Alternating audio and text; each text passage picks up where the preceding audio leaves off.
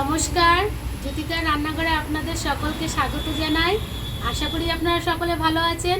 আবার নতুন একটা ভিডিও নিয়ে আপনাদের সামনে চলে এসেছি। শীতের সন্ধ্যায় দিদি জামাইবাবু এসছে, আপনাদের দাদাও আজকে বাড়িতে আছে। দিদি সবাই মিলে আজকে জলপাইয়ের চপ বানিয়ে খাওয়া দাওয়া হবে। আমি আগে একটা ভাজা মশলা তৈরি করে নিচ্ছি। জিরে আর ধনে ভেজে গুঁড়ো করে নেব। শীতকালে সন্ধ্যার সময় এরকম চপ বানিয়ে খাওয়া, সবাই মিলে গল্প করা, আনন্দটাই আলাদা, তাই না? হ্যাঁ, খুব সুন্দর লাগে ধনে জিরে ভাজা গন্ধ। আর এই মশলাটা না বাদ দিয়ে অনেক সবজিতেও যায়। হ্যাঁ, নিরামিষ তরকারিতে দিলে খুব ভালোই যায় না? আবার কি মশলাটা ভাজা হয়ে গেছে, এবার আমি নামিয়ে নেব। আমি আলু আর জলপাই সিদ্ধ করে নেব।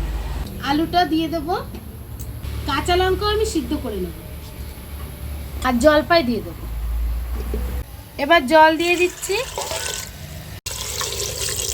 আলু জলপাই সিদ্ধ করে নিয়েছি, এবার আলুগুলো ছাড়িয়ে নেব।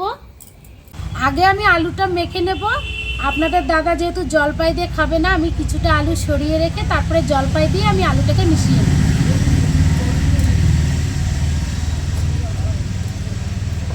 সামান্য হলুদ দিয়ে দিলাম, ভাজা মশলাটা দিয়ে দিচ্ছি, পরিমাণ মতন লবণ দিয়ে দিচ্ছি। এবার আমি আলুটাকে ভালো করে মেখে নেব। এবার আমি জলপাইটা মেখে নেব।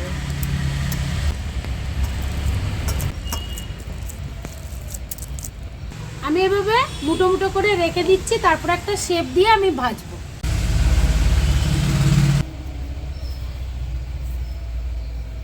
আমি এখন বেসনের ব্যাটার তৈরি করে নেব।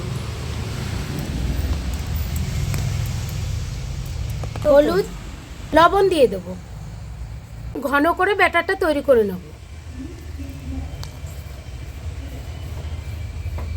এবার আমি কড়াই বসিয়ে দিয়েছি, তেল দিয়ে দেব। আমি এরকম ভাবে শেপ দিয়ে নিয়েছি। এখানে একটা আলুর চপ আছে আর বাকিগুলো জলপাইয়ের চপ। তেলটা গরম হয়ে গেছে, এবার আমি চপগুলো ভেজে নেব।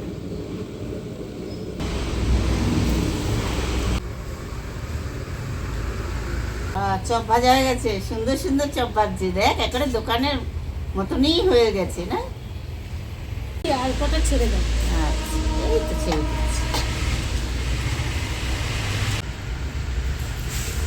শীতকালে চপ ভাজতে ভীষণ ভালো লাগে, আর কিছু না ভালো লাগে। লঙ্কা চপও বেশ খেতে ভালো লাগে, খাবে আর হিসাবে ভালো লাগে। মুড়ি দিয়ে গরম গরম চপ আর মুড়ি। জামাইবাবু খেয়ে বলো কাজে কেমন হয়েছে। গরম গরম দিন। হ্যাঁ, গরম গরম। এবার আমরা সবাই হাতে হাতেই খাবো। জামাইবাবুকে প্লেটে দিলাম, একসাথে আমরা সবাই মিলে খাবো। খাও নে, আমি একটু বড় চেয়ে খাই, আমি একটু পছন্দ করি। খুব ভালো লাগবে। সেটাও আহা, এক কথায় বলবো আহা। এই চপটা শীতের বেশ ভালোই লাগছে খেতে। আপনারা এইভাবে জলপাইয়ের চপ বাড়িতে বানিয়ে খেয়ে দেখবেন, দারুণ হয়েছে। আরে আমি দিদি না। চপটা কেমন ভাবে তৈরি করলাম আপনারা সবাই দেখলেন। আমার এই রেসিপিটা যদি ভালো লাগে তাহলে আমাকে কমেন্ট করে অবশ্যই জানাবেন। আরও এরকম নতুন নতুন রেসিপি পাওয়ার জন্য আমার চ্যানেলটিকে ফলো করে রাখবেন। আপনারা সকলে ভালো থাকবেন, সুস্থ থাকবেন, সাবধানে থাকবেন। নমস্কার।